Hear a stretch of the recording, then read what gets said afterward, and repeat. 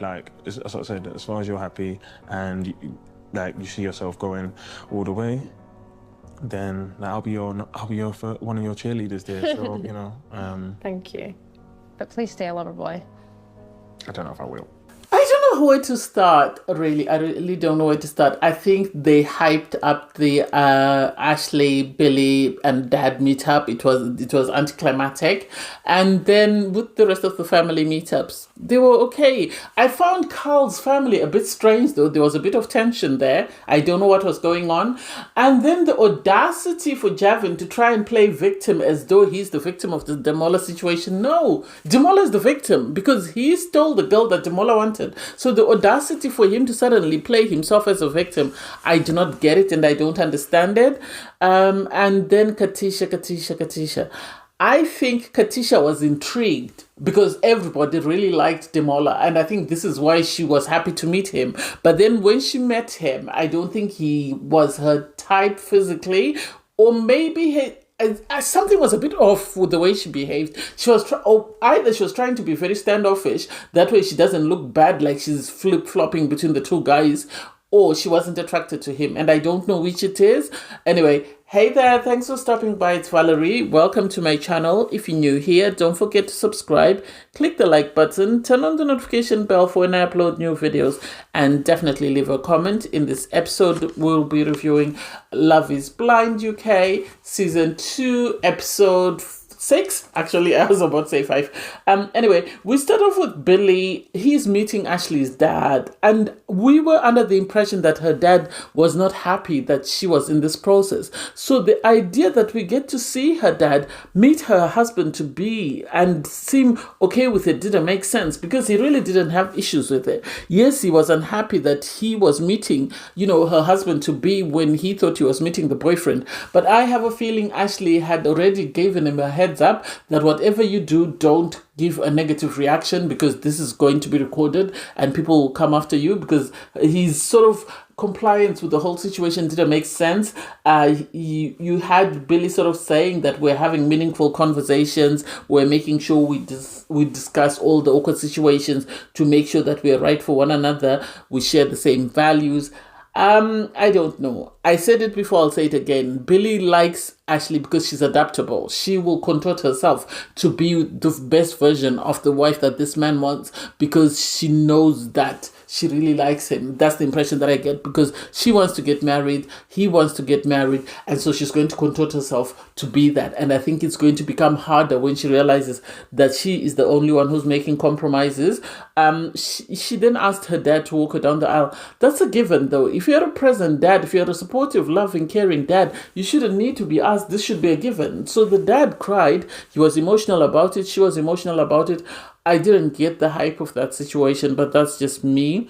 You then have Brother with Jed, and you also have Sarova and Carl there just messing about. I don't think production had a lot of footage or had a lot of controversy with these couples, and this is why there's snippets of couples. We then have Kieran he prepared dinner for Megan. He was creating sort of he set a scene for her for a date night. He even did the flowers. It was awkward the way they were arranged, but at least he made the effort. And he said the reason he did that was because she's done a lot for him, and this is the only way he could think of sort of paying her back for everything she's done for him. So I love it for her. They seem happy, in love. Kieran really seems smitten. I am going to say this. I'm going to put my hand on my heart and say this. Given how he looks, I expected him to be a jerk. So he's actually surprised me. I expected Kieran to have love triangles, love squares, love whatever angle you want to talk about or shape you want to talk about. That's what I expected from him. So the idea that he's in this connection with Megan and he seems content in that, I love it for him. Megan eventually revealed that she loves him, and he said, I love you too. I have a feeling she's already said it away from the cameras. I think she said it for the cameras as reassurance, so that he knows that she's not just saying it just because that's what he wants to hear. Because the way she said it, it didn't seem like that was the first time that she was saying it. I think he might have been shocked that she said it on camera, but I don't think that was the first time she ever said it. In the morning, you have Billy, and and Ashley making the bed. And Ashley is realizing that this man is very regimented, the way he wanted the bed made. This is going to be a struggle for her. I don't see them saying yes on decision day. Brother with Jed, they were busy mucking about. They're always sort of messing about in their apartment. Megan and Kieran were excited. They were talking about, the dinner the night before. I thought it was the cutest ever. I really loved that for them. And then I think Jed drew the short straw because most of the guys don't seem to get along with Javen. It seems everybody was on Demola's side, so they feel some type of way about Javen. So I think Jed drew the short straw, so he had to go and have a conversation with Javen, because Javen was saying, I don't understand why I am out here enjoying this with you when I could be with somebody else. So I think production wanted the scene set. So anyway, they go for a conversation. They're asking each other, you have, sort of Jed asking, how do you feel? Do you see yourself getting married? How are the wedding plans going? And the audacity for this man to say, I'm not sure if I'm going to say yes. Javen was never going to say yes. He was never going to say yes. He liked the idea that he was in competition with Demola, and he liked the idea that he won, and then the perks that he had on top of it, where he was busy having sex with this girl, was just a bonus for him. And sadly, I think he's more of a villain when you're comparing from Sheikh from season 2, Sheikh, who was busy with Dipti, but at least Sheikh didn't have sex with Dipti and treated her badly, whereas this guy is pretending to be a good guy. He's having sex with this girl when he knows that he's never going to commit to her. So it's really bad, and I feel sorry for this girl, because the day she wakes up, she's going to cry. You had Javen be asked about the Demola situation. Demola has been spoken about more in this show than the amount of airtime he's got. He's this ghost that's hovering the whole of season 2, because everybody keeps talking about him. Every other scene we're asking Demola, how did this happen to him? Why are things like... Anyway, so you have him sort of saying, I did ask her, why was Demola very sure? Why was he very sure that you were going to accept his proposal? And I think she's embarrassed because she said, she had reassured him. So the fact that she's flip-flopping makes me feel some type of way. And it's like, no, she's not.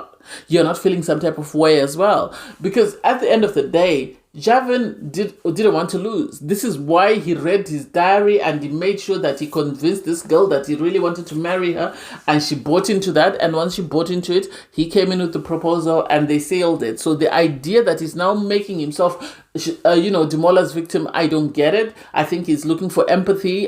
He is disappointed that coming into the show, I think he expected to be the star. I think he expected everybody to sort of give him credit for winning the girl. And so the idea that although he's won the girl, everybody else is still dragging him for the person that he stole the girl from is what he can't fathom. And this is why we have this back and forth. On her part, Katisha is speaking to Sorova. Sorova was sort of saying she's going to meet Carl's family. She's excited. They're spending the night. Katisha then brings up the situation that they are struggling because of the Demola situation. And it's like this was always going to be something that was going to hang over your heads. I have a feeling Katisha watched the show and she saw the backlash that people like Jared received for trying to explore Mallory, or people like Shane received. And so because of that, this is why she continues to hammer on, I chose Javen, I want Javen. I don't know whether she's trying to convince the viewers or whether she's trying to convince herself, but she's trying to convince someone that she made the right choice for herself. But we all know and we all think otherwise. You then have Megan and Kieran go to Isi's apartment. One thing Megan is going to do is she's going to cheer for her man. Irregardless of what is going on around her, she's going to cheer for her man. She's going to support her man. She's going to stand by her man, irregardless of anything else that's going on around him. His apartment was okay. I think had he brought Sophie to this apartment, she would have been hypercritical. But Megan will appreciate anything. Any effort for her is good. She's always away with the fairies. So she was happy to see everything. She was happy to see his gaming setup. It seems he plays games for a living, or I thought he designed games, but it seems as though he plays games for a living. I know some people said that you can earn a lot of money. Maybe I need to learn that. Anyway, but I love that they were very comfortable and they were very at peace in the apartment, which was really cutesy. You then have Ashley go on a date with Billy. And they're saying they're enjoying getting to spend time together, getting to live together. But there is issues. Now they've decided to bring it up that their main issue is the fact that he's very regimented. The fact that because of the army, he's used to doing things at a certain time, a certain way, and that's how they should be done. And so it's like, this is going to be a struggle. This is something that she loved about him, that he was in the army. But sadly, she's realizing that as much as liking someone in the army, it's not the same as living with someone in the army. And so I don't know how she's going to navigate that, because she will have to do all the compromising. She's already done it by saying that she'll give up her job. So I don't know how they're going to continue with everything else, because her dad didn't seem like he was happy for her to give up her job, because he felt like she had worked really hard to get that job and he wanted her to sustain it. So this couple is going to struggle because of that. Kieran and Megan eventually meet up with his friends. And some of the greetings, the fact that you had Kieran patting one of his friends' buttocks, I didn't get it. It seems the guy is his best friend. Anyway, they all sat down and they were having a conversation, because the friends were asking, are you not afraid that you they were implying that is Kieran not afraid to be marrying a stranger? Same goes for Megan. And Megan and Kieran, I think, are one of the most settled couples in the experiment. If we look at everybody else, I think it's Megan and Kieran, followed by Brother and Jed, and then Sarova and Thingy. I was going to put them in third, but I am side-eyeing them. I really am side-eyeing. So I'm surprised that, the friends are very doubtful. But at the same time, it's important that people ask questions, because otherwise you can't just have everybody go along with what you're saying, because you might be missing a couple of the situations. Because they were asked, you're in a bubble, how will you feel? I feel like with Kieran and Megan, they do have a chance of succeeding, because they're willing to compromise. They're willing to support one another. They're willing to cheer each other on. So I can actually see them working as compared to some of the other couples in the experiment. You have Brother and Jed on a date. They were really cute. They were just discussing how their living has been going and what they like about one another. And so you had Jed say he loves that she's a very good cook. It seems she's very homely. Although she's very independent, it seems like she's able to compartmentalize everything. So she's a very hardworking professional woman. But when she comes home, she's very domesticated as well. And he appears to appreciate that, because that is one of the roles that is expected of a wife in their culture. And so, she spoke about her mom and her mom's struggles with cancer, and how, growing up, she saw the women being kept. This was able to shine a light on why she's very independent, in my opinion, because she spoke about how the women in her culture are always expected to be in the kitchen, while the men are the ones that go and earn a living. This is why I think her defiance of a man being the provider is based on what she's grown up on, not her experience in relationships, but what she's seen as a child growing up. And it will take time and her getting security to realize, she even said it, that she doesn't need to do that when it comes to Jed, because it seems like he's going to provide for her irregardless of anything, and it doesn't seem like he's going to hold it over her head. You have Kieran and Meg. Kieran goes for a chat with his friend, and he's saying to his friend, if you say that you're not happy for me to get married, I won't get married. And it's like, why should his opinion hold value over everything else that you've experienced with Meg? What is so important about your friend's opinion that would make you get away or look away from your relationship with the woman that you claim to love? I didn't quite understand that conversation, so I was side-eyeing that. Katisha goes on a date with Javen. That date seemed awkward. It really seemed awkward, because it seemed like they'd had a fight or a disagreement before they came to the date. And so when they came to the date, they continued, but they were trying to be less toxic on camera, because they were talking about Javen and his opinion of the whole Demola situation and how he felt. Well, he manipulated her and tied her hand behind her back to force her into contacting Demola, because she ended up contacting Demola and arranging a meetup, because she needs to sit down with him and have a conversation. I think, if nothing else, the purpose of that meetup was meant for her to go and tell Demola that, tell your friends to back off, because you're affecting my relationship. That's the impression that I got. Then you had Carl and Sarova meet his mom and his grandma and his brother. It was a bit of a strange situation, in the sense that they were very awkward, and I don't know whether it was because the cameras were around. But then when the brother came in, that's when you sensed the tension that something had been said or something had gone on before the cameras started rolling.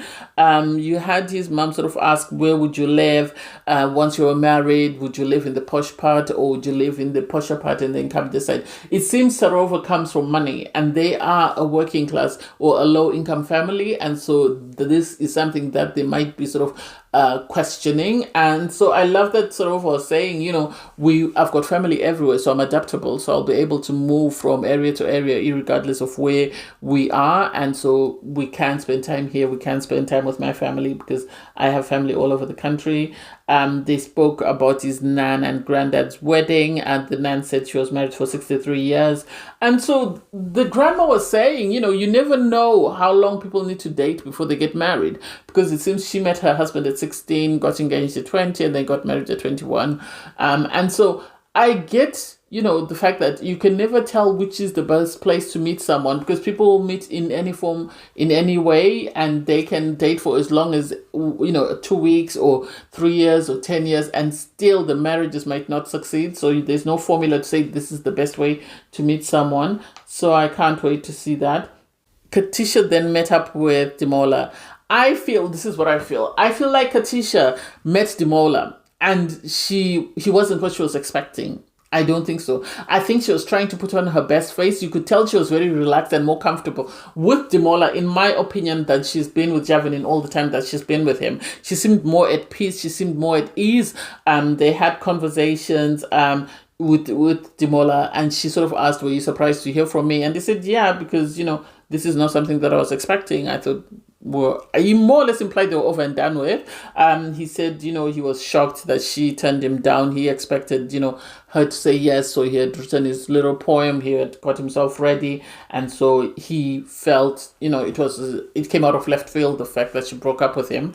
And then to Javen, she said she was playing games with Demola. She wasn't serious about him. To Demola, she says she was conflicted right until the very last moment. So it's like, which is it? Were you unserious in the pods about Demola, or were you serious about Demola and suddenly you were too afraid because it seemed too good to be true? I didn't get that.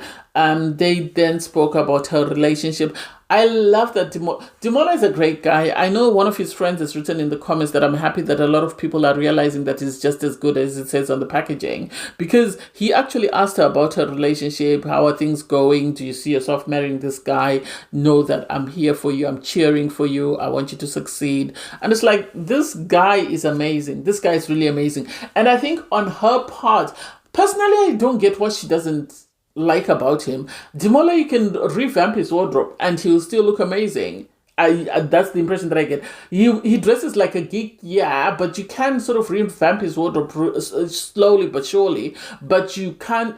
It's easier to revamp somebody's wardrobe than it is to revamp somebody's character, in the sense that, yes, the packaging that is Javen might be amazing, but the contents of him is not. Whereas with Demola, he's amazing, and all you need to do is just tweak his packaging and you'll be okay. So I don't know why. I think she doesn't want to appear as though she's flip-flopping because she knows it's not a good look, because she's already flip-flopped between the guys, so I don't think she would want to go back. But I have a feeling Javen was expecting her to sort of say she wants to come back to him. That's the impression that I got.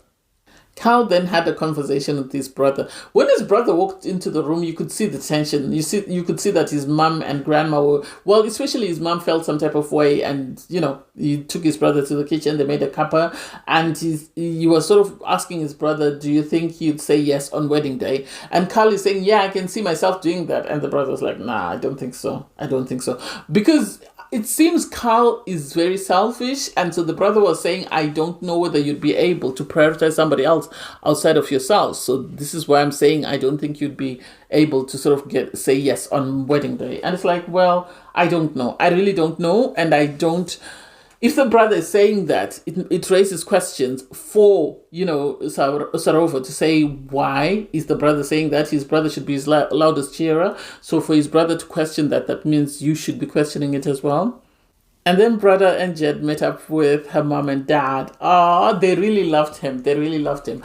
I see what Jed was saying when he says, you know, we share the same values, the same culture. Yes, the communication wasn't the best, but the fact that they really liked him, they really seemed to like him. The fact that he's family orientated. He was asked, what do you like about her? He said, you know, she's family orientated. She's ambitious. They spoke about children. It gave me flashbacks to Bliss and Zach when her mom was asking Zach, you know, about grandchildren, and now she's happy she's got a grandchild that she dotes on. So I really hope they say yes. I can see them saying yes as long as they're able to navigate that. I want to be Miss Independent. I want to be Miss Independent.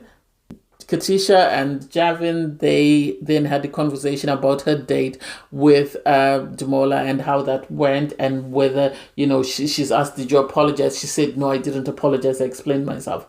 And it's like, I feel like Katisha didn't want to make herself look any way worse than she is, and this is why she was trying to sort of smooth the waters with Demola. I think she expected a different reaction from him. I don't think she expected him to be that nice. She expected him to sort of be having bad blood and sort of call her out and stuff. And so for him to say I support you is something that she didn't expect, because she actually said, oh, I now see why people really like him, because he's a really great guy. And it's like, well, I hope you see what you lost. I really hope you see what you lost.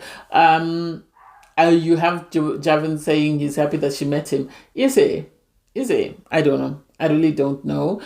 It's really awkward watching this episode. It's really awkward because especially the scene in the supermarket between Billy and Ashley was oaks galore. The fact that they were clashing over every single thing. It's like, so if this man is being this regimented on their diet, what happens when they have children? Is he going to be monitoring what the children eat? Because for him to say, no, I don't want to buy that. No, I don't want to buy that. It goes against what I teach my people. And it's like, yeah, you teach them at work, but not at home.